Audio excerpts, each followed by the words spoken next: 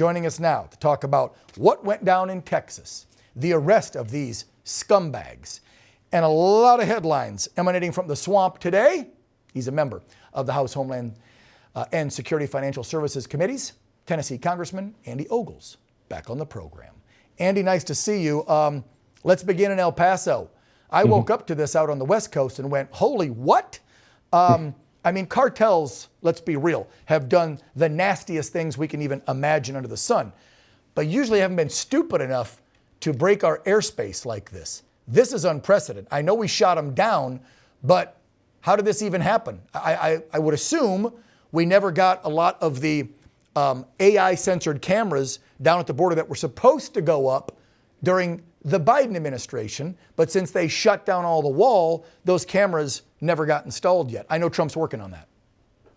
Well, I mean, what your viewers need to understand is when you think about the Sinaloa cartel or the Jalisco cartel, is those cartels are, quite frankly, their militaries are superior to most countries in Central and South America. So they aren't just some gangbangers. They aren't just some bad hombres. These guys are literally multinational organizations. They have weaponry. They have sophisticated counter surveillance.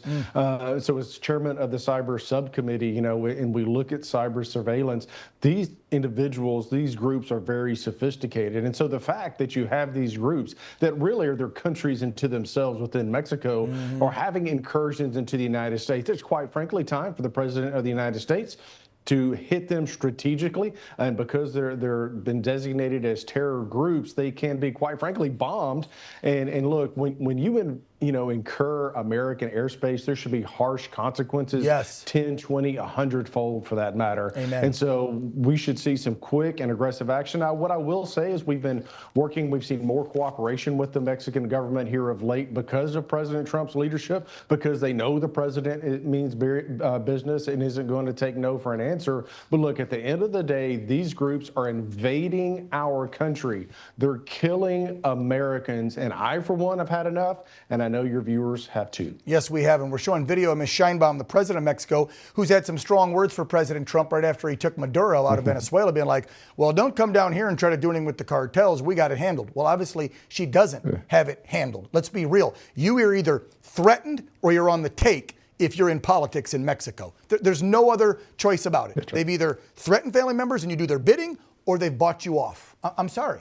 That's it. So if he hits them, I mean, what would Mexico even do? We're not hitting Mexico. We're not hitting Mexican officials, the Mexican army.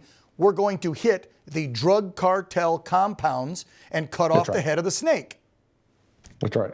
And this is going to take that type of invasive, aggressive action to, quite frankly, free the Mexican people from just this corruption that has literally infected and destroyed their country. Look, it's a beautiful country. There's a lot of resources. It's a beautiful people, but they've been destroyed internally by these parasites that are the cartels. And so kudos to the president, and I look for more aggressive action. And look, when you look at even in Nashville, where you got this gem of a loser who was arrested and deported for beating and strangling his wife. You got this guy who literally was drunk, passed out in the car on the interstate in Nashville. They had to set up a blockade to get him out. And so this type of stuff, people are sick and tired of this. Look, yes, we are. The president is securing our borders. We have a lot of folks that are here illegally. If you want to come here, I get it. I understand. But you're going to have to do it legally. Yes. And if you're illegally, you're going to get deported. Okay, let's talk about the Democrats who like to favor those illegal criminal aliens, like pictures of the scumbags you just showed.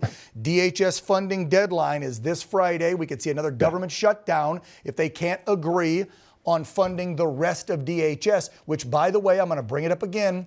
This screws over, folks, FEMA, the Coast Guard, other security agencies. It's not just Homeland Security the Democrats are going to screw over if they don't fund this. Andy?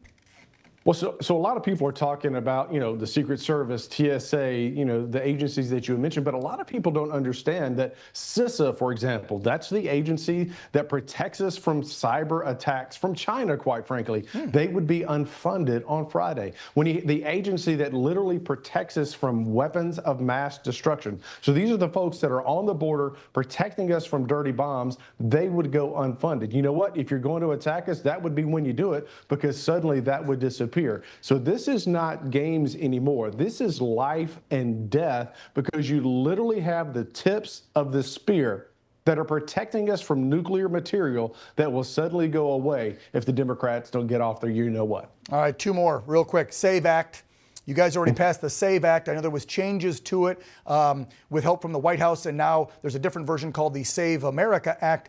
You've passed the rules. You're voting on that today. Sounds like it's going to go through the House. Yeah. But Andy, when it ends up in the Senate, you've already got Murkowski and Collins. Are these two like an item? Are these two together? What the hell? Every single time Republicans need to come together in the Senate, these two gals from the East Coast and up north in Alaska come together and say no. They're already signaling they're going to say no against the SAVE Act, which would simply require people to prove they're a citizen when they register and then show an ID when they vote. What is wrong with that? It is not Jim Crow. It is not racist. My goodness.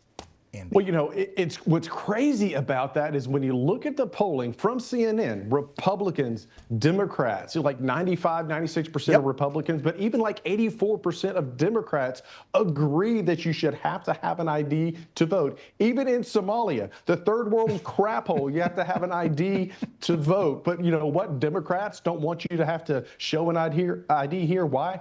Because they lie, they cheat, and they steal elections. That's the only way they stay in power. Why else would you say no? Cheating, and so they don't want IDs. Exactly. There's no other reason why Chucky Schumer and the rest of the Dems in that Senate except you're trying to cheat. Finally, let's end on some good news. We got the latest jobs report, 130K plus jobs announced in January. I just saw that we have some of the highest manufacturing numbers in like years, if not decades, and unemployment right there dropping to 4.3. Everything that Trump was handed was a, let's be real, turd burger by the Biden-Harris regime. And he in, what, 13 months? Is it even? No, it's 12 months and some days. I mean, that's pretty good. I can't wait to see what happens in year 2, 3, and 4. But let's just brag up the Trump economy in a short one-year span compared to what he was handed. Final word to you, Andy. Well, absolutely. The Biden administration economically was it was a complete disaster anyway, but the Biden economy was a train wreck. President Trump has come in roughly a year and turned it around. And this is why we're going to win the midterms. This election is going to be about the economy. It's going to be about jobs. It's going to be, quite frankly, about a secure border. And President Trump is delivering on all fronts. The American people gave him a mandate, and President Donald Trump is delivering on that mandate for the American people, a better country, better jobs, and a better future for our children. Andy Ogles, representing Tennessee's 5th. Thanks for coming on. As always, push them rhinos in both chambers, will you, to get that SAVE Act. We need it if we want to hope to have free, fair, and legal, transparent elections in the future. You got to get it passed. Thank you, Andy. Absolutely. Thank you.